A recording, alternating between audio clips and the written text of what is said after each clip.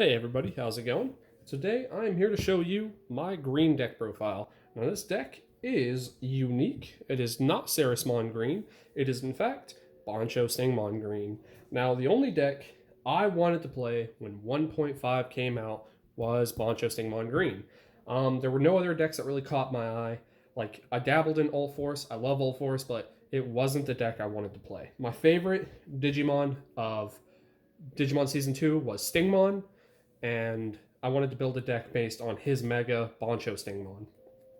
This deck actually did go undefeated only once at my locals of my like 4 or 5 times playing with it. I've topped with it twice, but I've only went undefeated once. And that one time I went undefeated, it was only a 3-round tournament. We had a pretty small showing that week. We only had like half the people that normally show up. So my matchups are pretty lucky too. My final matchup was against Megazoo, and if you know what Banchostingmon does, he didn't stand a chance. So with that out of the way, intro's done. Let's move on to the cards themselves. First, we're running a full playset of Minomon. Now, Minomon has the very nice effect of when you attack a Digimon, gain 1000 DP. Really good for green because we focus on piercing, controlling the board, and clearing Digimon off the board. So this will help you with that. Next up, the fifth and final, is Argomon. When you unsuspend during your unsuspend phase, gain a memory. Very good, especially if it's on one of your beefier Digimon and they cannot swing over it during your turn. You'll just gain a free memory off of that. So, those babies, it's a really easy lineup, real simple to understand.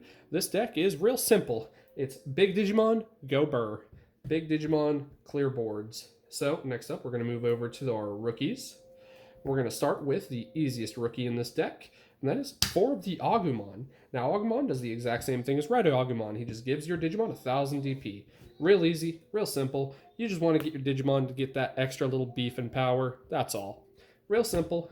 Next up, we run my favorite rookie in this deck, honestly, Terriermon. So when you're playing against Imperial Dramon, All Force, Ragnalordmon, or any deck that could potentially gain memory without a tamer, this card shuts them down. I won games off of All Force players just because they couldn't Hammer Spark, they couldn't see their 4-cost tamer, and I kept putting them to 1 memory. They hate it. Ragnalordmon, he will not gain those 3 memory back. It's really good. And Imperial Dramon, if they're playing Hammer Spark, they're not going to be able to use those either. So Terriermon, really, really good in this deck. Love seeing him. Next up, 2 Tentomon. Tentomon, in my opinion, is my least favorite rookie in this deck. It's nice that he has an inheritable, but it hardly ever comes up. His inheritable is when you attack, you can suspend a Digimon with 3000 DP or less. Like I said, it comes up, especially if they have that really annoying jamming Vmon on the field. You can suspend it and get over it. No problem. So, next up, we play 6 Vanillas. We play 4 Argomon and 2 Goblymon. You can swap this around however you feel like. You can play 3 and 3, but I really like the design of Argomon, so I like going with him. He's your 2-cost, 3000 DP, vanilla. Real easy. They're both the exact same stats, but, you know, you gotta have some vanillas in there. If your opponent puts you to 1, you can just put him right back to 1. It's great. Green is notorious for being able to choke the opponent on memory. As such, all of our champions, with the exception of 1, are a 1-cost. So starting off, my favorite Digimon in green is Stingmon. So I play a full playset of 4. He is a 1-cost to Digivolve, 6 to play, 5000 DP Digimon with the effect of once per turn and only once per turn. When you destroy a Digimon in battle and you survive, gain a memory. So this is really good for extending plays. If you have to play a really high-cost Mega 1 play and you're able to attack over something, you can get that little bit of memory back. It's nice. You can take your memory from 1 to 2, and that makes Flower Cannon active, and that's a really good thing to see with this card. Next up, I play 4 Gargomon.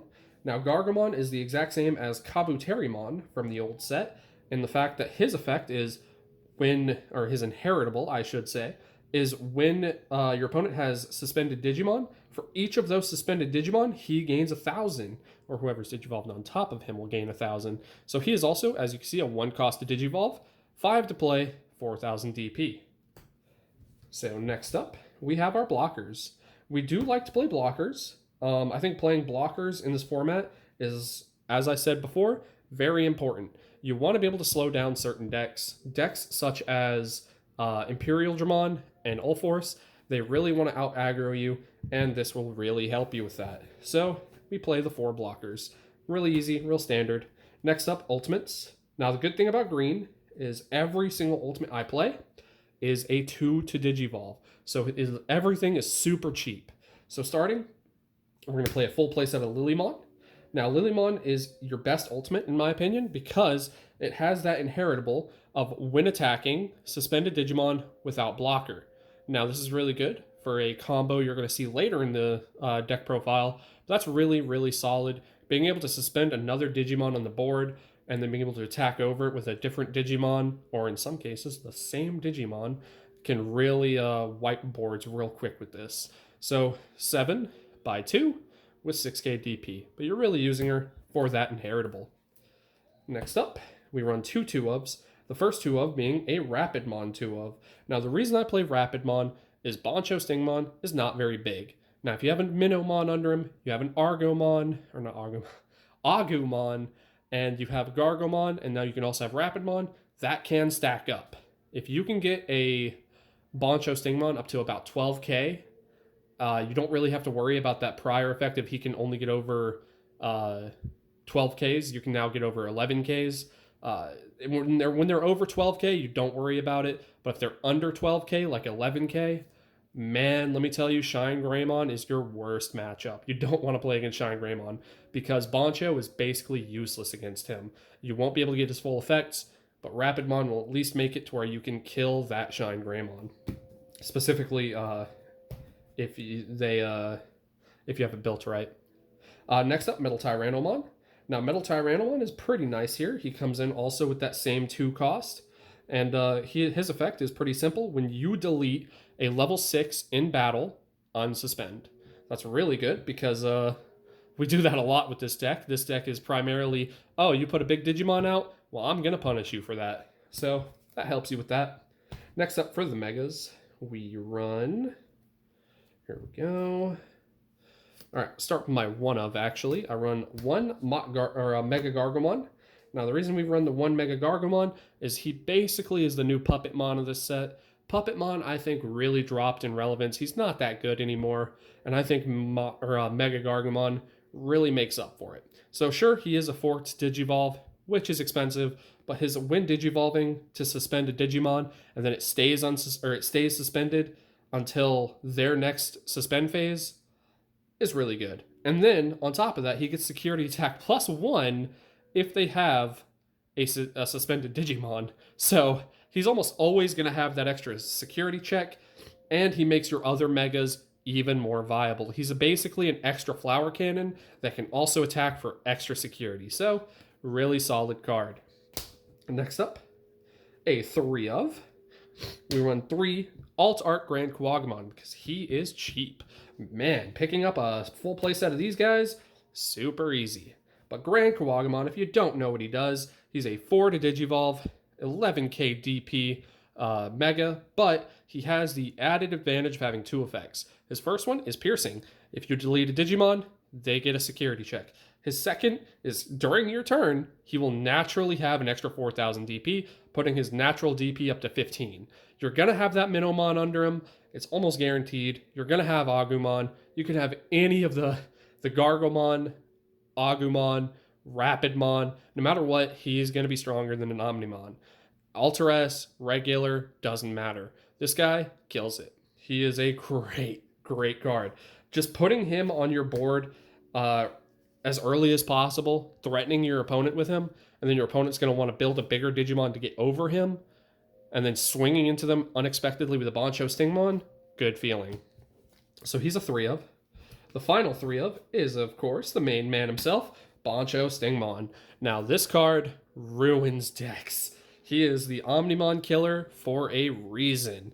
Now, this guy, he's a 3 to Digivolve, meaning if you have your 4-cost Tamer out, you can guarantee him to the field that turn, assuming you have a level 5. He's a 12 cost to cast, but you're never going to cast him. 9,000 DP, which, pretty puny, right? You're thinking, how's this guy going to kill an Omnimon? Real easy. So first effect, he's got 2. is piercing, same as Grand Kuwagamon. He's going to get that piercing. So his second effect is Grand Kuwagamon, but better. So if your opponent has a 12,000 DP Digimon and you attack it, he will gain 7,000 DP, putting him naturally to 16. So this also works if they block that attack. If you attempt to attack an Omnimon and they block it, he still gets all that. And it's for the turn. The for the turn part is very important. If you kill that Omnimon with a Metal Tyrannomon underneath him, he can unsuspend and attack again. That's all of their security in one turn. Banchostingmon can end games. He is that good. And his 9,000 DP, it can be a struggle if your opponent doesn't have a card that is 12,000 DP. But, like I said, your whole deck is built around giving him extra DP sometimes. So you're going to have the Minnow, you're going to have the Agu, Gargo, whatever. You're going to have any of them. You can get him up to at least a base power of 13, sometimes even 14. So oh my god. If you're playing against Megazoo, you're going to have an easy game. So next up, we're going to go to our Tamers. We play 3 Mimi. You'll want to see Mimi. I think playing 4 of is a little excessive because it's not the best late game, but mid game, man. Early game, even better. So Mimi, in my opinion, is still, during the 1.5 format, the best tamer this game has. So that effect to start you at 3 memory guarantees Flower Cannon, guarantees one of my spicy tech cards, guarantees you get a Banchostingmon out, and if they don't have their 4 tamer out, then you can put them to 1 just by digivolving to any of your other megas. So good.